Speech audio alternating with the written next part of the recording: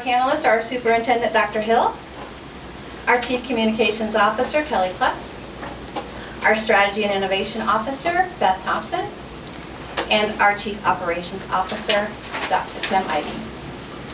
After the presentation, we will allow some time for questions that are related to this recommendation. And now, to start the preview, Dr. Hill. I don't think I was supposed to do that. Don't press anything. Sorry. I messed it up. Is it on? I think it's on. Yeah. Everybody hear me? All right. Well, thank you, Dr. Spickard, and thank you, everyone, for being here today. I'd like to begin by expressing my sincere appreciation to the Charlotte-Mecklenburg Schools Board of Education for their dedication and hard work, not only on a daily basis, but especially in the development of this budget. I know this has been a challenging process, and I recognize the efforts that have gone into the decisions that are in the best interest of our students and the future of our district. As I've committed to our board and to our staff and our community, my focus remains on staying true to what I was hired to do. This budget, while tight, has been shaped with a clear focus on the priorities we've collectively set for the district. The Board of Education has done an excellent job in clearly defining those priorities, and we have worked hard to align this budget with them.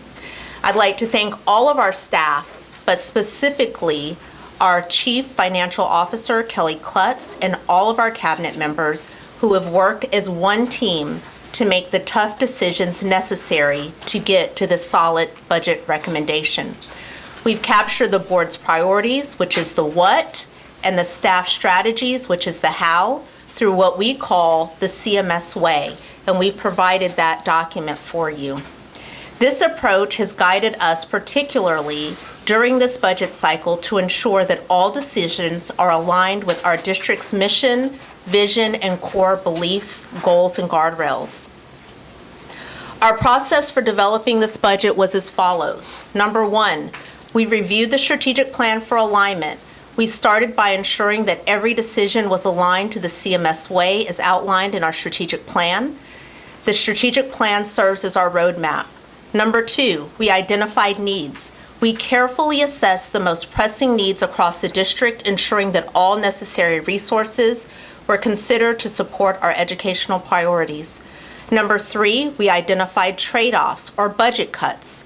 As with any budget process, we had to make very difficult decisions. We identified areas where cuts or trade-offs would need to be made, always keeping the board's priorities at our forefront.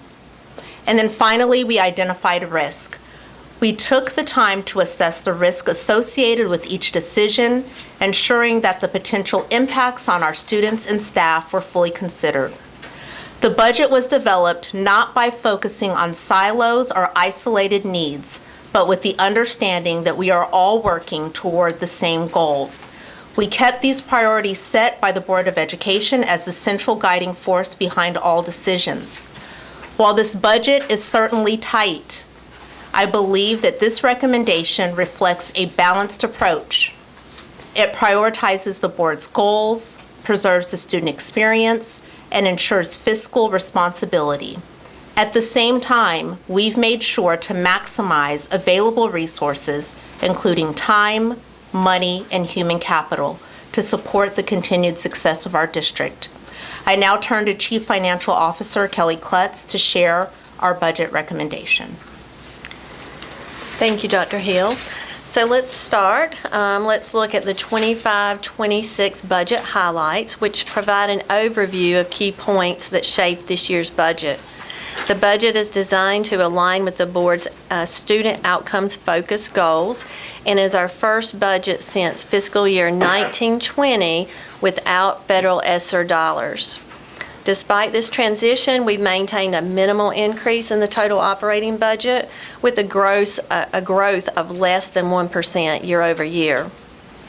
Additionally, this budget continues our commitment to student access to technology by funding year 2 of a 4-year plan of sustainability for student devices, ensuring equitable access and academic success. Continuing our 25-26 budget highlights, this section focuses on two key areas, retention and recruitment, as well as capital outlay. For retention and recruitment, the budget includes an assumed 3% state-driven pay increase for all staff, an average 5% supplement increase, and the implementation of Phase 2 of a market-aligned salary schedules for classified staff. These efforts reflect our ongoing commitment in investing in our employees and ensuring competitive compensation to attract and retain top talent. On the capital outlay side, the budget prioritizes investments in safety, security, roofing, and HVAC upgrades to mitigate operational risk and maintain safe learning environments. These investments address critical infrastructure needs that directly support students and staff's well-being. Now I'll turn it over to Chief Thompson to discuss our resourcing our goal targets. Good morning. I'm going to share with you information about anticipated goal-aligned inputs and investments in the 25-26 annual plan, specific to resourcing our 25-26 goal targets. The 25-26 five-year goals are shown here, and the guardrails are shown here. The 25-29 five-year strategic plan outlines how we will consistently and with enough effort meet or even exceed the ambitious goals that lie before us. The information I'm sharing today reflects work done and continuing to be done by divisional chiefs, department leaders, and support staff. We're using our theory of change to prepare the 25-26 annual plan specific to goals 1, 2, and 3. Those goals are around early literacy, continued literacy achievement in grades 3 through 8, and Math 1. We know it is critical that we resource each of the inputs seen here on the theory of change next year relative to the needed rates of improvement for goal attainment. And we've shared those with our board and our public in meetings along the way, specifically at our February 18th work session. We have worked with districts engaging in this model of student outcomes-focused governance around this body of work, aligning our investments to what's needed to achieve our goals, and making sure that goals are prioritized to be resourced or invested in to achieve the rates of needed improvement. I'm going to walk you through the results of that work and our current planning relative to the 25-26 key levers for each of these inputs and planned investments. First, I'll start with high-quality specialists. They're essential to providing the training and development to our high-quality school-based literacy and math master teachers and classroom teachers.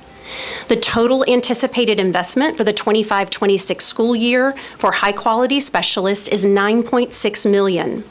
This is based on an average specialist salary with benefits, and these positions support the development, again, of our master teachers and our teachers in our 186 schools. These positions support goals 1, 2, and 3 and guardrail 1.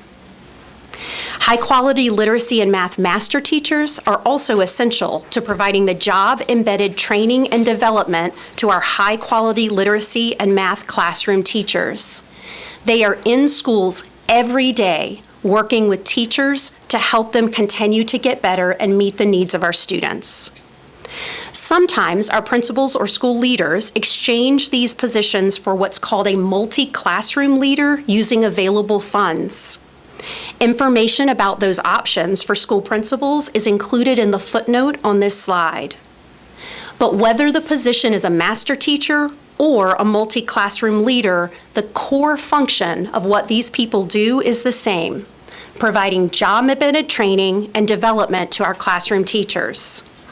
The total anticipated investment for the 25-26 school year is $26.8 million. This is based on an average master teacher salary with benefits, and these positions, again, support goals 1, 2, and 3 and guardrail 1. Now we'll look at high-quality teacher professional development. This includes instructional professional development for our teachers outside of what is in scope for what's provided by a school-based master teacher, which we just saw.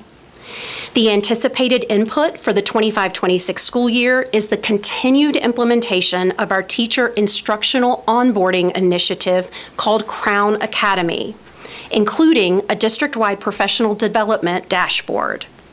The total anticipated investment for the 25-26 school year is $2.3 million. This investment supports Goals 1, 2, and 3 and Guardrail 1. We know we need to ensure there's a high-quality classroom teacher in every classroom to achieve our annual targets. Sometimes school leaders or principals exchange these positions for what's called an expanded impact teacher position using available funds. Information about those options is also noted in the footnote on this slide. But whether the position is a classroom teacher or an expanded impact teacher, the core function is the same, providing high-quality instruction to all of our students. New this year is a goal-aligned financial consideration specific to Goal 3, which is High School Math 1. This initiative is a High School Math 1 teacher recruitment and performance bonus and is a new investment for the 25-26 school year. The anticipated goal-aligned investments to ensure high-quality teachers in the 25-26 school year totals $331.6 million. These inputs to classroom teachers support Goals 1, 2, and 3 and Guardrails 1 and 4. Next is high-quality core instruction. Anticipated inputs for the 25-26 school year include ongoing costs to provide curricular resources to teachers and to students, refreshed devices for students in grades 6 and 9 to access curricular resources and extended learning opportunities outside of the school day. Extended learning opportunities such as iReady, extended learning programming, summer learning programming, and credit recovery. And high-dosage tutoring, a new investment for the 25-26 school year. The total anticipated investment for these inputs for the 25-26 school year is $34.7 million. These inputs support Goals 1, 2, and 3 and Guardrail 1. Next, we have student engagement. These inputs and investments support Goals 1, 2, and 3 and Guardrails 1, 2, and 3. Inputs include a multi-year implementation of a district-wide framework to ensure school environments foster student well-being, counselors, social workers, and psychologists who are providing core, supplemental, and intensive services within school buildings to support our students and their success at school. School-based safety and security staff, such as behavior modification technicians, often called BMTs, and campus security associates, who provide supports in our schools to ensure safe school environments. The total anticipated investment for these inputs for the 25-26 school year is $109.3 million. And finally, we have family engagement.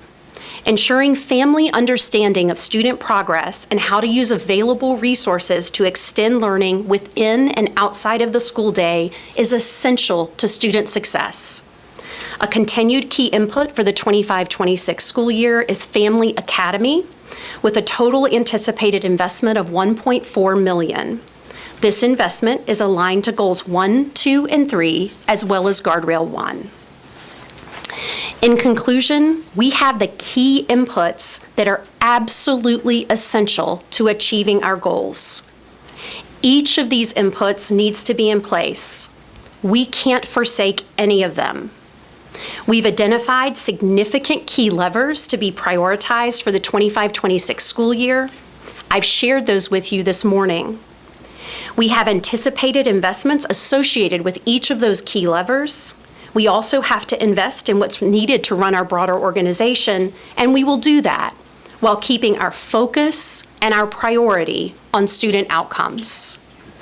Given our finite resources, our Board of Education and community should have confidence that the key levers and the associated investments shared with you at this time, investments centered on elevating teachers as the people who directly impact student learning on a daily basis, when partnered with current and anticipated external grant funding and partnership opportunities, are indeed prioritized to achieve our goal targets for the 25-26 school year.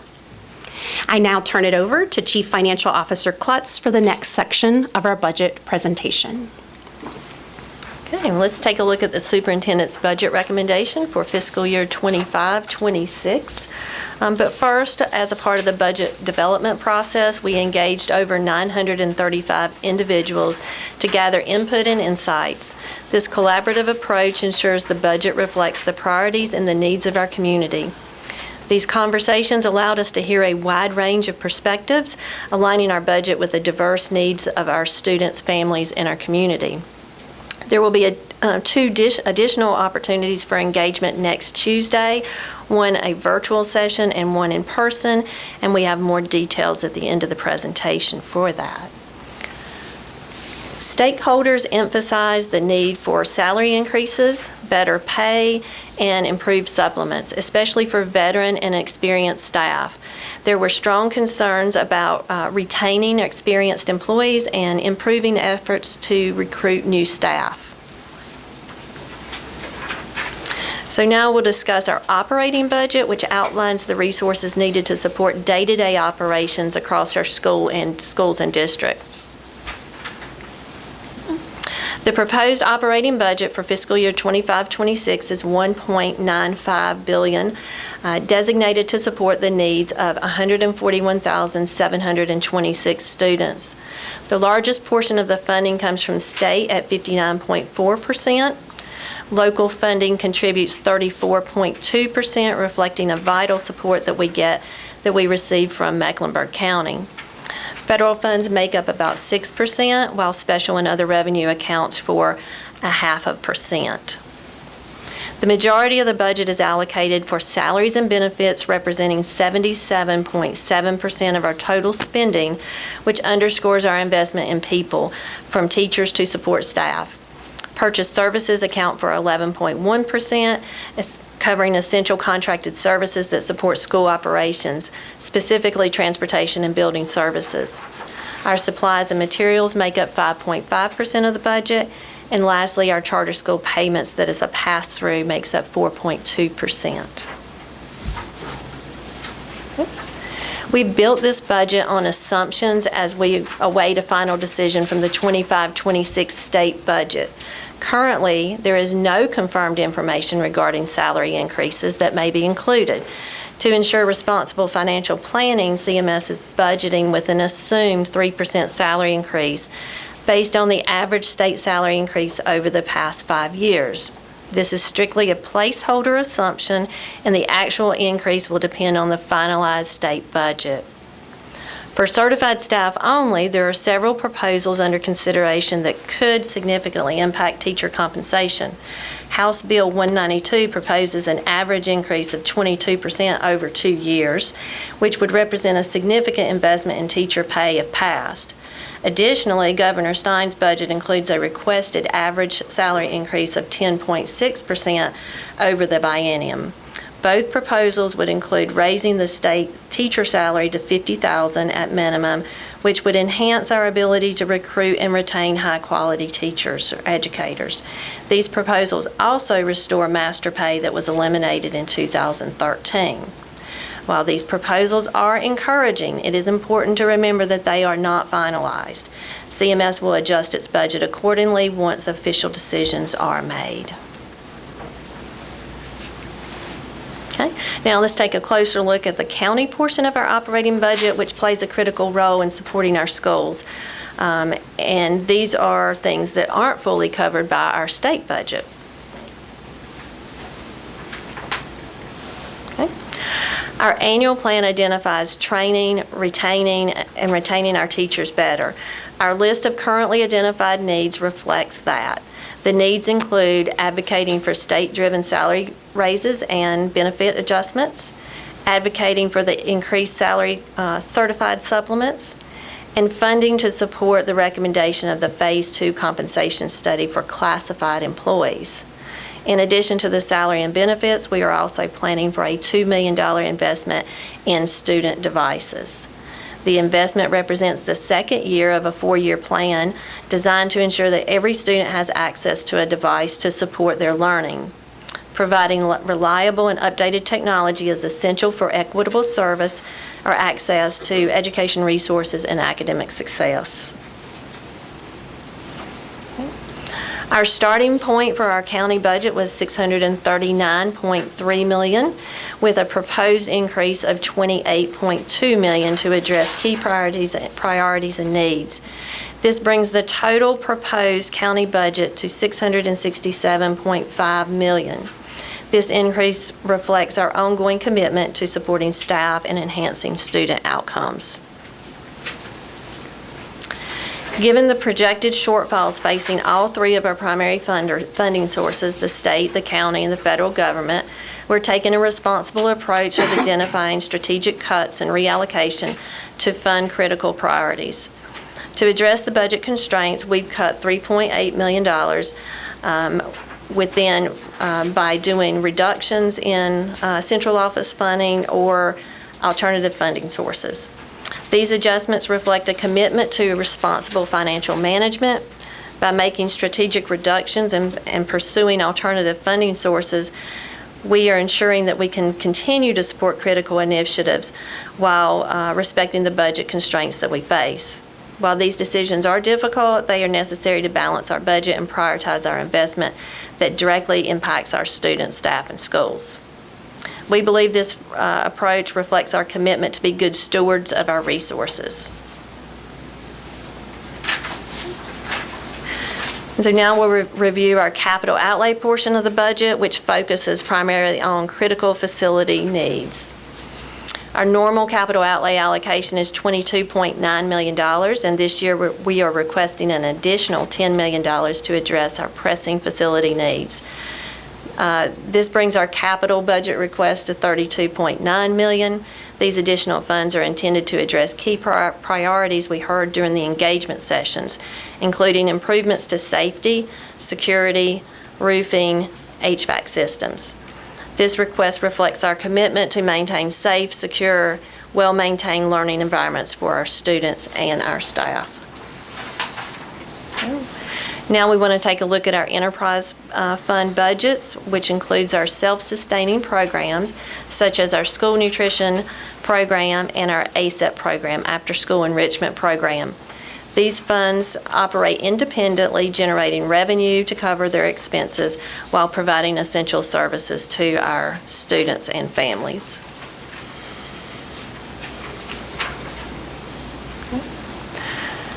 Our enterprise funds reflect our continued focus on affordability and quality. In the school nutrition program, there will be no increase in student meal prices this year, marking the 6th consecutive year without a price increase.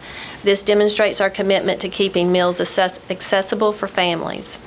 In our after-school enrichment program, there will be a modest increase in fees to support program sustainability and maintain quality services. While we are mindful of the cost, our goal remains to provide valuable programs that meet the needs of our students and families. To wrap it up, let's take a look at our total budget, which combines our operating budget, capital, and our enterprise funds. Our total recommended budget for the upcoming year is $2.09 billion, which includes funding from multiple sources. The total operating budget is $1.95 billion, with contributions from the state of North Carolina at $1.08 billion, Mecklenburg County at $667.5 million, and federal grants at $117.3 million, as well as other and special revenue at $74.7 million. For our capital fund, we have a total of $32.96 million, which includes our standard allocation of $22.9, plus along with a $10 million one-time request to address key priorities such as safety, security, roofing, and HVAC. Our enterprise funds total $106.7 million, including $95.4 million for school nutrition and $11.3 for our ASEP program.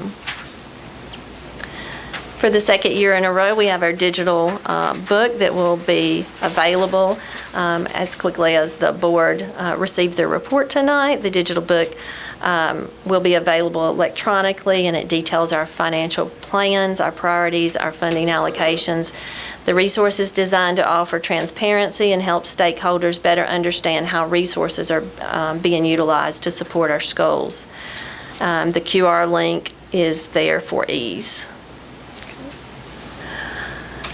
The 25-26 budget timeline includes several key dates for engagement and decision-making. On April the 2nd, there will be 2 opportunities for engagement, one a virtual session at 1 p.m. and an in-person community engagement session at 6 p.m. at J.M. Alexander Middle School. These sessions provide valuable opportunities for stakeholders to offer feedback and ask questions about the budget. On April the 8th, the Board of Education public hearing will take place, allowing community members to share their thoughts and concerns directly with the board regarding the superintendent's budget recommendation. And Friday, on April the 22nd, the Board of Education will vote on the superintendent's budget recommendation. Dr. Hill. Thank you, Chief Klutz. So in closing, our budget recommendation demonstrates our ability to drive results with strategic investment. We have proven results. We have delivered on our commitments, and our results prove that our strategies are working. Our current year resourcing decisions have driven positive outcomes, and this budget continues that momentum. We'd like to point out that despite a 2.8% consumer price index increase and the loss of our federal ESSER dollars, we are able to continue this amazing work. Our operating budget increase has held to less than 1%, and this budget demonstrates maximized resources and responsible financial request, and it also reflects the awareness of our anticipated revenue shortfalls from all 3 of our funding partners. This budget is focused on retention and recruitment of the very best teachers. We know that teachers are the most impactful factors in student performance. And of course, it prioritizes the board's student outcomes-focused goals. This budget directs resources to key levers that have the greatest impact on student achievement. I'd like to thank you so much for your attention today, and at this time, we'll turn it back over to Dr. Spicker to facilitate questions from our media partners. So before we start questions, just a reminder that this information is embargoed until after the presentation tonight. And I do want to thank the comms team and as well as the AV team for helping set up today. Now we will open it up for questions. James? For the Math 1 program, should we assume that that's the same program that was recommended at the last board meeting? Have there been any changes to that since it was first presented to the board? Yes, it's the same, and no, there's not been any changes since then. Jonathan? I'm sorry, I just want to add to that, James. Just want to be clear that what the board will be voting on will not be that Math 1 bonus. So they will be taking that vote when our federal programs is presented, and that will be taking place in April. I believe the vote is either in April or early May. So that specific component will be when they approve all of our federal programs. Can I follow up on that? What do you mean by federal program? When you all vote on, or when the board votes on the federal programs? Yeah, so every year, the board takes a vote on all of our federal programs. So last year, that took place, I believe, in May or June. So we present to the board our plan for the use of our federal dollars. We provide that information, the board asks questions, and then they vote on it. So if I can follow up on that the elephant in the room on that is we don't know what's going on with federal funds. Mm-hmm. We don't know what's going on with the Department of Education. So what do you foresee happening with that meeting?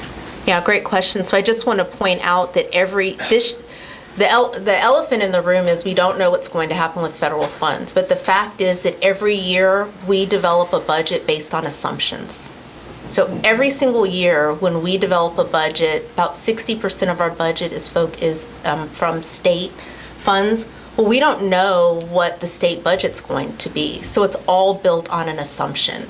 So this budget is built on assumptions, and as Chief Klutz talked about, if we receive cuts, then we'll have to go back and make budget amendments just like we do every year. But one thing that I do want to point out is in our allocation this year, we've only allocated 65% of our federal funds in anticipation of any cuts, meaning that we have only allocated for planning purposes. Of course, they're not spending yet because it's for next school year. But for planning purposes, it's about 65%, which represents a large portion of the federal budget that's tied to human capital. And so in the event that we are faced with any cuts, we feel confident, just as we did with our ESSER budget, the plan is to not face any reduction in force and personnel. We would be cutting things and not necessarily people. I do have an actual question. Sorry, Sean. I'm sorry. So, you all, the part about the high quality, the high quality specialists, are those the same thing as, is that new? That title or that term, are those the same as multi-classroom leaders? They are not the same. So specialists are not new. We have some specialists, they are housed in what we would call our central office. Some of those folks support curriculum development. We call those, not surprisingly, curriculum specialists, and district-wide professional development. New this year in our service delivery model, we've also had specialists who are part of our school performance area teams, and they're going out to schools when needed to be able to support schools with whatever is needed. If there's a master teacher at a school who's out on leave for some reason, then that specialist can go out and support them. If there's a school that has a team of teachers that is newer in their profession and they need a little bit of additional support or coaching, those specialists go out and do that work. So not new in what they, in having them. The refined approach for next year will be that their explicit function, their core function, is to make sure that our 186 math and literacy master teachers have the skills and competencies that they need to be able to support classroom teachers. So going out into the field. That's exactly right. Well, and sometimes doing professional development like whole group, but also going out into the field. And what I think is really helpful is it's our principals who have said that's really critical. So when we met with Platt, which is our principals leadership advisory team, one of the things that they said is, if we don't have a strong master teacher in literacy and math at our school, our teachers are not going to continue to get developed in the way they deserve to get developed. So in essence, if a teacher finishes a day and had a class and said, you know what, the lesson that I taught today didn't go the way I wanted it to go, they go to that master teacher to say, help me figure out what to do tomorrow. If that master teacher isn't in the building, and if that master teacher hasn't been also developed by those specialists, then the teacher likely doesn't have anywhere to go to get the help they need to be able to support students better the next day. Is that helpful? Yeah. Mm-hmm. Thank you. Sure. Yeah. So if Governor Stein's budget goes through with the increase, the salary increase, how will that impact your budget, and what do you have to do in order to be in line with what he wants to do if it passes? Yeah. So we would be ecstatic, just to start out with, if that budget proposal would be approved, because more than 50% of our budget comes from the state. The state would also fund that increase, so that puts us in a very positive position. The local side would be a little more difficult, as we've made the assumption of a 3% increase. Now, Governor Stein's budget recommendation also has the classified at a lower amount. So our assumption is 3% for all staff members, so there's a little bit of give and take in the budget. At the end of the day, There may be a slight shortfall if it were 10%. So if we're 10.6% over 2 years, that's 5.3% for 1 year, and we've made a recommendation for, or we've made an assumption of 3. So there is a delta, but the classified was 2. So there's a little bit of a delta there at the end of the day.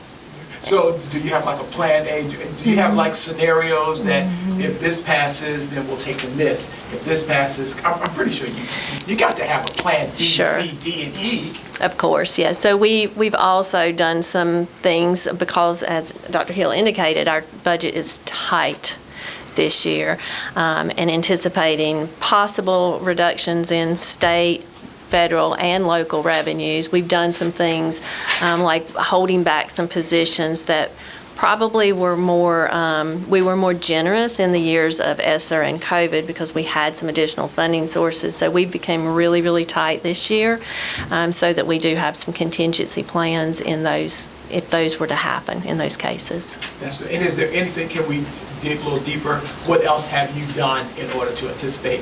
You're holding back on positions.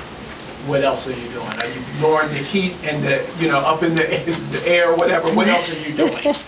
So again, we've proactively looked at all of our positions. We have reduced the number of we've taken vacant positions back. So we didn't reduce the force, but we have taken positions that were vacant so that would help out the budget situation. As I indicated before, we did, again, on the allotments for our teacher recommendations and in even some of the school level recommendations, we're holding back because another driver of our funding is enrollment. So we're measured on our enrollment for the better of the first or second month, so we don't know how many students will actually show up. As I indicated, we built the budget on 141,726 students. So we've also looked at all of the department budget, the central office budget, and we've evaluated all of those, reducing some redundancies through ESSER. I think we found that there were some redundancies in our systems, and so we've pulled some of those back. I do want to open it up to others for questions because we're coming to an end. So Stephanie? Can I do one thing really quickly, though? I can tell you what we're not going to do. We're not going to do anything that's going to negatively impact the student experience. Gotcha. And can you just tell me about how many positions have you held back? More than 100, 150, 200? I've held back 40. Just 40, okay. Stephanie? Are any of those positions teachers? So we have more than 40 vacant teacher positions. So they are teacher positions, but those are all vacant. And I wanted to follow up on what he was asking. So what would parents notice in terms of cuts? Right.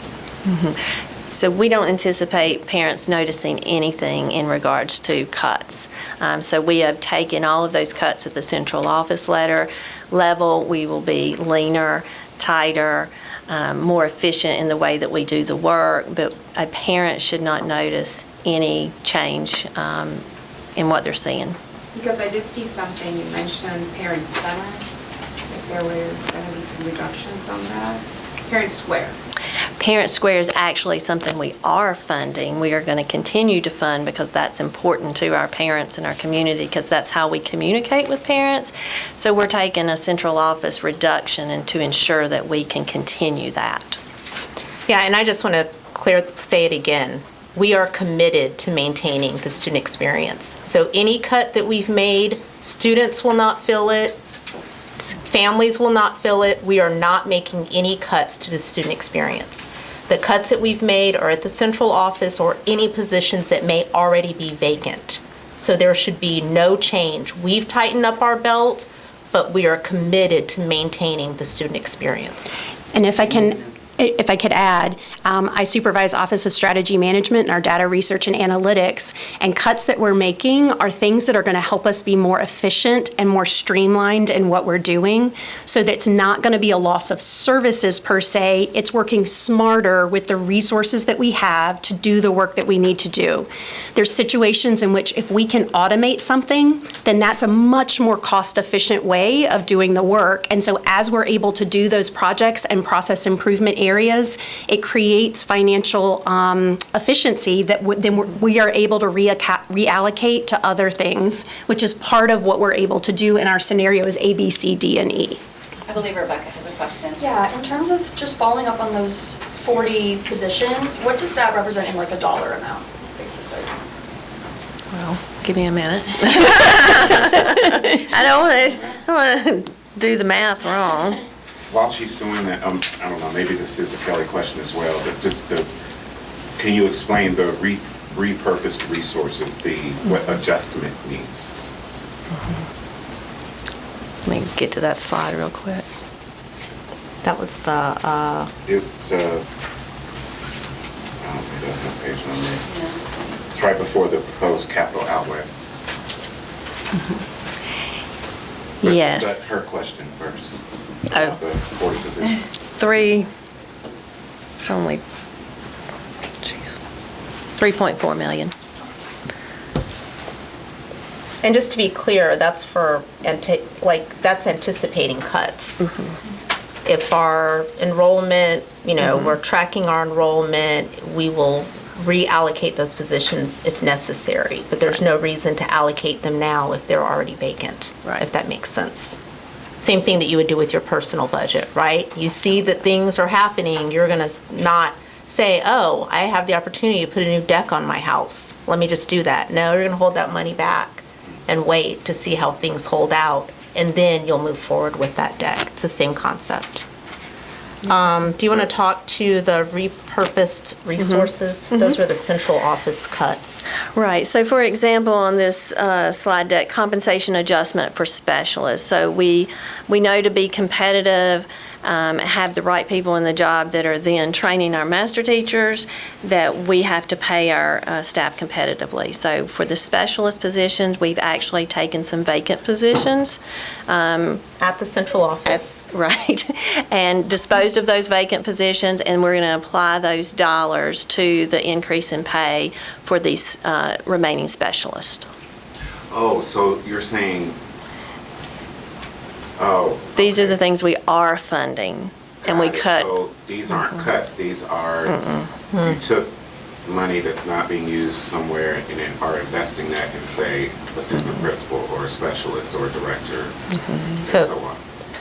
Well, I just want to Good pause for a minute and say, this is why I think this is so valuable, Yes. because you all help Right. us with the messaging. So, I'm sorry, I don't know your name.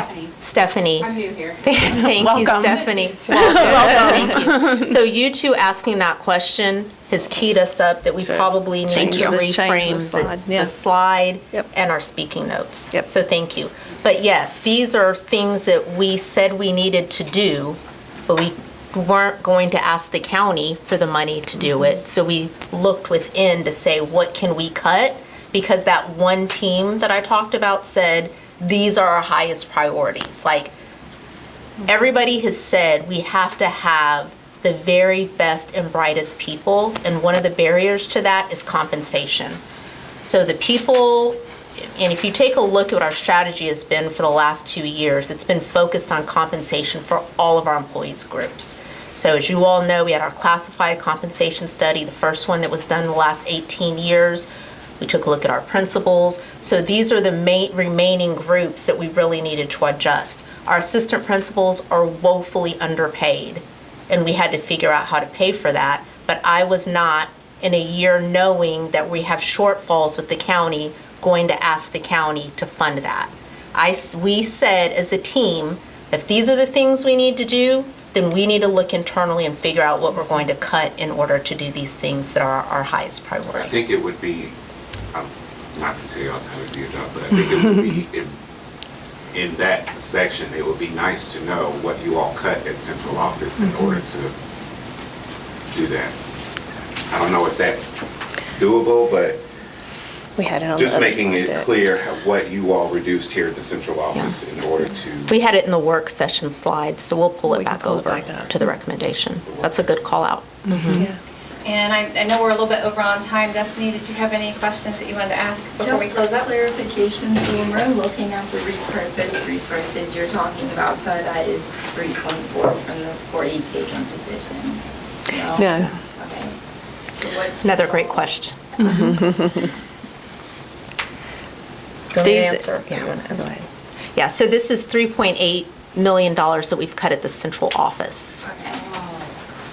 Yeah. So $3.8 million of central office cuts in order to fund these things. Now, you might say, well, some of this is central office. It is. Specialist salaries, directors, the professional development platform, and even Parent Square. Those are all things that are managed and administered at the central office.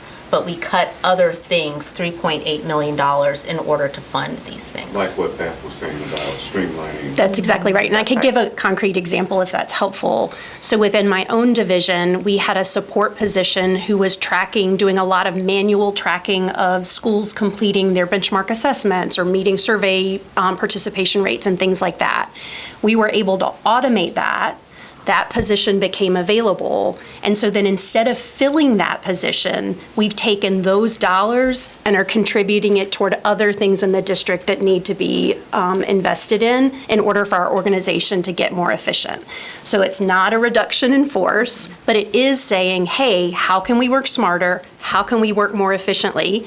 How can we leverage technology to do that? And in the process improvement work, how can we then be able to reallocate? And ultimately, we want to keep doing that year over year so that we're able to continue to look at those inputs, those key levers.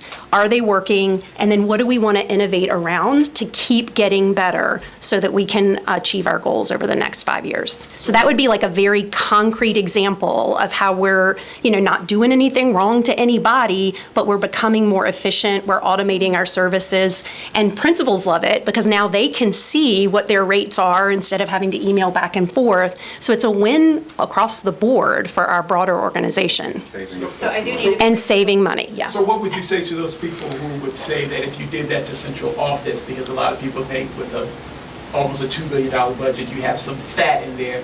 So some people would say that, well, if you did that in central office, can you do that in other departments? What would you say to that? Well, our departments are in central office. Other, You're talking about in other schools? levers, other in schools, wherever, 'cause, Well, I'm committed to not cutting schools. Now, there might be some duplicative positions that we streamline at the school level, but as I stated, we are committed to maintaining the student experience. I didn't know if they were like efficiency, because now you're making more things more efficient. So meaning that you can't cut in schools, but are there other places in CMS that you can be more efficient where you can find $3.8 million? We will continue to do process improvement. I mean, in my brain, that would be a part of a way a good organization is going to run, but we'll continue to do process improvement over the course of years to see where we have opportunities for efficiency and how we can streamline. And I know we're trying to wrap up, but I just want to, make this one last statement. I also don't want to create the illusion that schools are properly funded, because schools are not properly funded. Okay, so I just want to make sure that we're clear on that.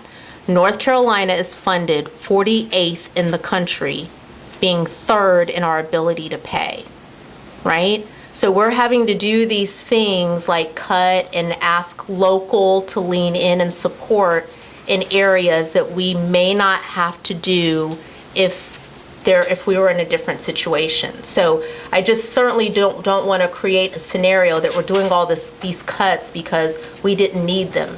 No, look at what we're cutting. We are cutting in order to pay people. Well, how are assistant principals paid? They're paid based on a state salary schedule that's then supplemented locally, and they are still underpaid. I just want to be clear with that. Same thing with teachers. Teachers are paid on a state salary. Some teachers receive a state supplement, all but 4 counties, CMS, Wake, Durham, and Guilford, and then they get locally the local supplement, which our county has been phenomenal in funding that. Yes. And if we were funded better at the state level, we would not have to do all of these wonky things in order to make sure that we have a competitive workforce. I'll just be real clear with you. Sorry, I'm going on. I'm just saying some things. I think you need to say it. The 20,000 employees that we have in this district are unbelievable. They are doing things, and it's not Crystal Hill saying this. We have an amazing relationship with the CELC. They have gifted us 35 executives and residents. Every single one of them that work at your Bank of America's, Truist, Train, Duke Energy. Duke Energy, all those places, they are in awe in what this staff does on a daily basis for our students, our staff, in this community. Let me just be very clear. These folks are doing Herculean things, and it is a miracle that they are staying to do this incredible work. And I just want to go on record saying that I am incredibly proud of this team. This work is not easy. They're doing an amazing lift, and we will continue to do the amazing lift, but it is tough work, and we're doing it with less. We are doing more with less resources. It's not because there's any crystal magic, it's the people magic. My mom called it robbing Peter to pay Paul. That's exactly what was in my brain. All right. Are any vacant positions not included here? The ones that were. Correct. They're just being held back. They haven't been eliminated or anything yet. They're just held back. So they're separate from the. They're separate, 320. yes. All right, thank you so much. If you have any additional questions, you can send them to the media.